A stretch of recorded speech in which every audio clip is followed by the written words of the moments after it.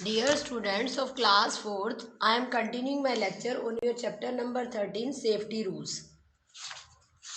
In my last lecture, I told you about safety at home. Now, I am explaining you safety in school. किस तरह से आपने अपने आप को सेफ रखना है स्कूल में. ठीक है, ये आज का लेक्चर है आपका. Running up and down on stairs is dangerous. Do not push anyone while coming down. Always form a queue while coming down stairs. देखो, सीढ़ियाँ उतर के जब आप नीचे आते हो, स्टेयर से नीचे आते हो या ऊपर जाते हो, running up and down. Up means ऊपर जाना, डाउन मीन्स नीचे आना. तो स्टेयर्स पे जब हम ऊपर या नीचे जाते हैं तो ये रिस्की होता है, डेंजरस होता है. Don't push anyone while coming down. जैसे कोई आपसे आगे है और वो आपसे पहले उतर रहा है. ठीक है, स्टेयर्स पे नीचे उतर रहे हो आप लोग और आपसे पहले कोई पहले वाली सीढ़ी पे है, मतलब आपसे आगे कोई उतर रहा है. ठीक है, तो उसको धक्का नहीं देना है. धक्का देने से क्या होगा, उसका बैलेंस बिगड़ जाएगा स्टेयर्स पे, तो ऑटोमेटिकली उसको चोट लग सकती है. वो स्टेयर से नीचे गिरेगा तो चोट लगेगी. तो don't push anyone while coming down. कभी भी नीचे उतरते वक्त किसी को भी पुश नहीं करना चाहिए. Always form a Q. हमेशा एक लाइन बनाओ, क्यू बनाओ. ठीक है, व्हाइल कमिंग डाउन स्टेयर्स. जब भी नीचे उतर रहे हो सीढ़ियों से तो हमेशा एक क्यू बना के ही, एक लाइन बना के ही नीचे आना चाहिए.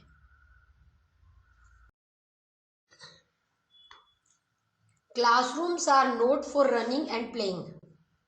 The corners of the desk and benches are sharp and can hurt anyone and can hurt you very badly. Climbing on and jumping from the desk and playing inside the classroom may cause accidents. अब classroom जो होते हैं वो भागने के लिए और खेलने के लिए नहीं होते. क्लासरूम में आप लोग आते हो पढ़ने के लिए. ठीक है, तो classrooms are not for running and playing. Classroom जो है वो भागने के लिए, रन करने के लिए या प्ले करने के लिए नहीं होते. जो डेस्क और बेंचेस के कॉर्नर्स होते हैं वो बहुत ज़्यादा शार्प होते हैं, शार्प एजेस होती हैं उनकी. And can hurt you very badly. इससे बहुत ज़्यादा हमें हर्ट हो सकती है, चोट लग सकती है. Climbing on and jumping from the desk. जैसे देखो स्लाइड की फोटो में एक बॉय को दिखाया हुआ है, वो डेस्क के ऊपर चढ़ा हुआ है, क्लाइंब ऑन किया हुआ है. तो climbing on and jumping from the desk, desk के ऊपर चढ़ना और फिर वहाँ से जंप करना. And playing inside the classrooms, और क्लासरूम के अंदर खेलना. May cause accidents. ये किसी भी तरह का एक्सीडेंट कॉज कर सकता है, कोई भी ज़्यादा चोट लग सकती है. क्योंकि जो बेंचेस और डेस्क के जो कॉर्नर्स होते हैं वो शार्प एज के होते हैं.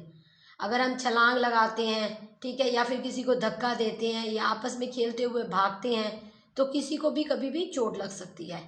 Hurt you very badly. बहुत ज़बरदस्त चोट लग सकती है.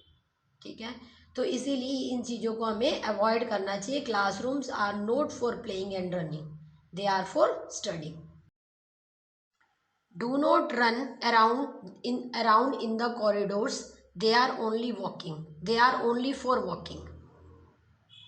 Avoid using blades to sharpen pencils as you may cut your finger. Use sharpener to sharpen pencils. देखो, एक तो कॉरिडोर्स के अंदर जो है वो हमें भागना नहीं चाहिए. ठीक है, कॉरिडोर्स भी भागने के लिए नहीं होते, they are only for walking. वो वॉक करने के लिए होते हैं.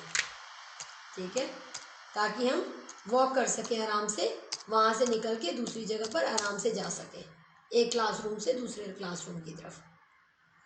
Avoid using blades. ब्लेड का इस्तेमाल बिल्कुल नहीं करना है. To sharpen your pencils. अपनी पेंसिल को शार्पन करने के लिए कभी भी ब्लेड का इस्तेमाल नहीं करना चाहिए. As you may cut your finger. इससे तुम्हारी फिंगर कट हो सकती है. Use sharpener to sharpen the pencil. हमेशा जो है वो बच्चों को शार्पनर का इस्तेमाल करके ही पेंसिल को शार्प करना चाहिए. स्लाइड की फोटो में देखो, एक बॉय जो है वो ब्लेड की हेल्प से जो है वो पेंसिल को शार्पन करने की कोशिश कर रहा है. शार्प एज है, ठीक है, शायद वो नाइफ है, आई थिंक, है ना. तो इस टाइप की चीज़ों का इस्तेमाल नहीं करना चाहिए जिसकी एजेस बहुत ज़्यादा शार्प हो. इससे हमें कट लग सकता है, और बच्चों को खास तौर पे जिनको अभी ठीक से उसे हैंडल करना नहीं आता, तो बच्चों को जो है वो शार्पनर की हेल्प से ही पेंसिल को शार्पन करना चाहिए। Do not throw chalk pieces, books etcetera on each other. You may not only hurt someone but may also damage school property. देखो कभी भी चौक के पीसेस, जैसे बच्चे करते हैं, चौक के पीसेस उठाते हैं और एक दूसरे के ऊपर थ्रो करते हैं, बुक्स को एक दूसरे के ऊपर थ्रो करते हैं, ऑन ईच अदर, एक दूसरे के ऊपर, थ्रो मतलब फेंकना, तो चौक पीसेस को, बुक्स को एक दूसरे के ऊपर नहीं फेंकना चाहिए। You may not hurt someone, इससे किसी को चोट तो लगने का खतरा है ही है, but may also damage school property, इससे स्कूल प्रॉपर्टी को भी नुकसान होता है। ठीक है, स्कूल की प्रॉपर्टी को कभी भी डैमेज नहीं करना चाहिए, उसे उल्टा प्रोटेक्ट करना चाहिए। Avoid hanging against the doors and window panes, the broken glass might hurt you. अब डोर वगैरह पे कभी भी लटकना नहीं चाहिए, विंडो पैन्स को लेके कभी भी नहीं लटकना चाहिए। अवॉइड मतलब बिल्कुल नहीं, ठीक है, do not do this thing, avoid, हमेशा इस चीज़ को अवॉइड करो, निगलेक्ट करो। ठीक है, कि हमें डोर्स को पकड़ के हैंग नहीं होना है, हमें विंडो पैन्स को पकड़ के हैंग नहीं होना है, क्योंकि अगर कोई भी ब्रोकन पार्ट होगा ग्लास का, ठीक है, जैसे विंडो पैन्स में लगे होते हैं, विंडो पैन्स पे ऑटोमेटिकली ग्लास लगा होता है, तो इससे आप हर्ट हो सकते हो। उसकी जो एज है अगर वो हल्की सी भी ब्रोकन होगी तो उससे आप हर्ट हो जाओगे। ब्रोकन ग्लास, टूटा हुआ ग्लास। अब देखो स्लाइड की फोटो में एक बॉय को लटकते हुए दिखाया हुआ है, वो अपना डोर्स को पकड़ के दोनों साइड लटक रहा है, तो इससे क्या हो सकता है, वो हर्ट हो सकता है। ठीक है, और दूसरा स्कूल प्रॉपर्टी भी इससे डैमेज होती है। तो हमें चौक पीसेस एक दूसरे के ऊपर या बुक्स नहीं डालनी चाहिए, और ना ही हमें डोर्स को पकड़ के या विंडो पैन्स को पकड़ के लटकना चाहिए। इन द प्लेग्राउंड, अब आपकी सेफ्टी प्लेग्राउंड में कैसे हो सकती है? स्कूल का आपका ओवर हो गया, how to safe yourself in school, then how to take your safety rules in the playground, how to follow the safety rules in the playground. When you are on the slide or the swing, wait for your turn. Do not push anyone when you are on the slide. It can be dangerous.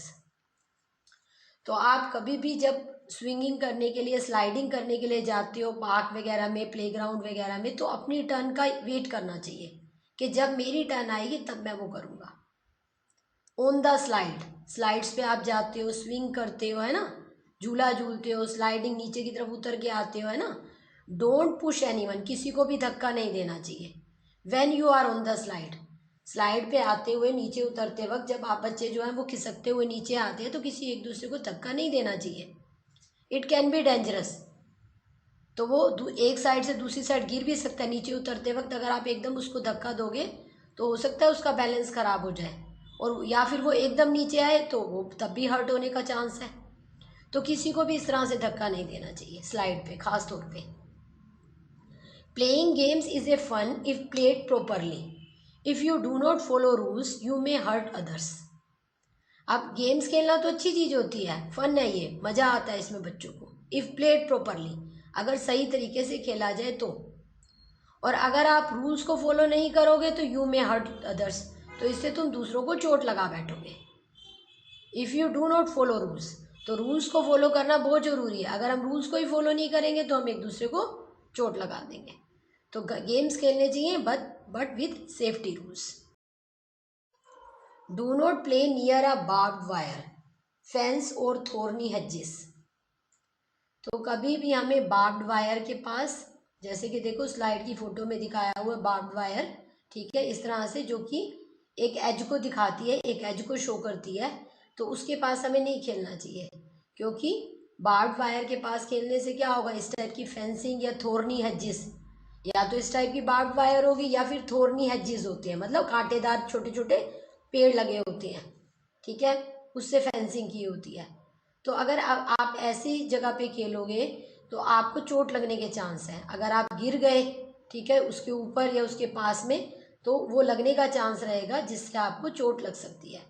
तो don't play near a barbed wire, fence और thorny hedges. तो इस तरह के barbed wire या फिर थोर्नी Hedges के along जो इस टाइप की फेंसिंग की होती है, ठीक है, फेंसिंग मतलब समझते हो ना, जिससे आपकी एक बाउंड्री होगी कि ये चीज़ यहीं तक की है, ठीक है। तो मोस्टली पार्क्स वगैरह में इस टाइप की बार्ब्ड वायर या थोर्नी हेजिस यूज होती है, तो इसके पास हमें नहीं खेलना चाहिए।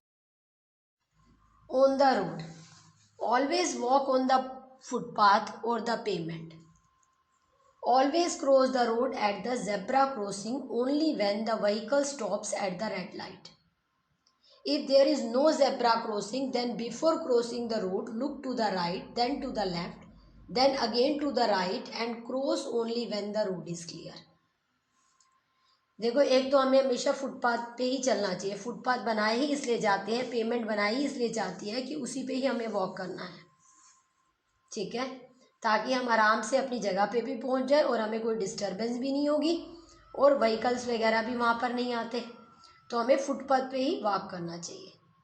अगर हम पैदल जा रहे हैं तो walk always on the footpath. Road cross करते वक्त जेब्रा क्रॉसिंग पे ही रोड क्रॉस करनी चाहिए, और वो भी तब जब आपके व्हीकल्स जो होते हैं वो रेड लाइट पे स्टॉप होते हैं, तो आप जेब्रा क्रॉसिंग यूज़ करते हुए आप अपना रोड क्रॉस कर सकते हो।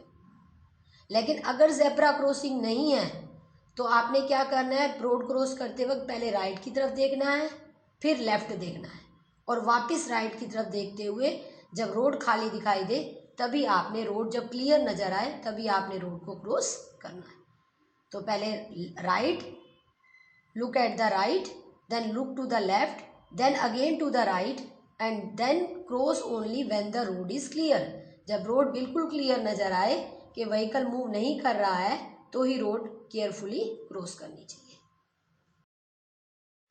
डू नॉट डी बोर्ड और बोर्ड ए मूविंग बस और अ ट्रेन। बस पर चलते या उतरते वक्त डी बोर्ड नीचे उतरना, बोर्ड ऊपर चढ़ना। तो बस या ट्रेन पे ऊपर चढ़ते वक्त जो है वो कभी भी मूविंग ट्रेन या मूविंग बस पे नहीं चढ़ना चाहिए।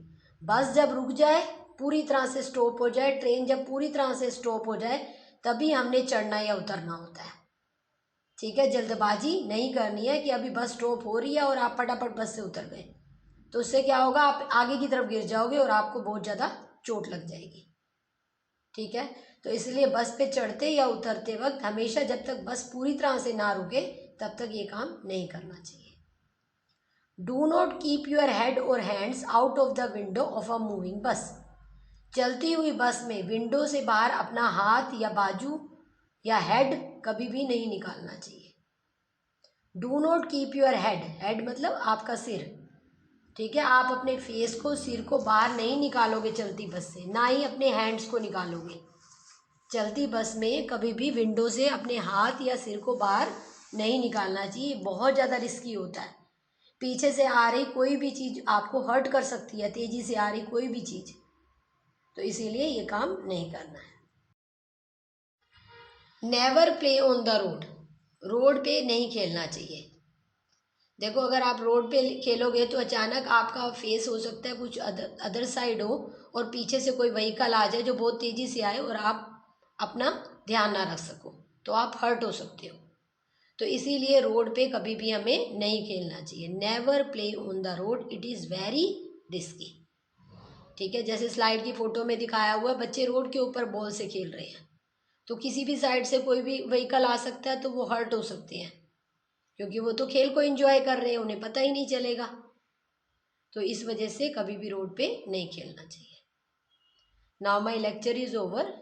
Listen the lecture 2-3 times and also listen your last lecture and have written practice. If any problem occur, you may write on WhatsApp. Okay, thank you.